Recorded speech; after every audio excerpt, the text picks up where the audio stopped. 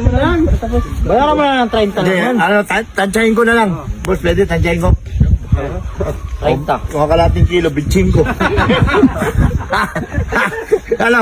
Ha? Tinatansya ko nga eh. Di ba? Oo. Ako masaya. Ako mga. May ano siya. Bitching ko. Matay ka sa mayari dyan. Ha? Matay ako sa mayari dyan. Ay, hindi pala yung bayaran na to? Ikaw lang binabenta? Ito sabihin ko natin kilo lang to. Isa.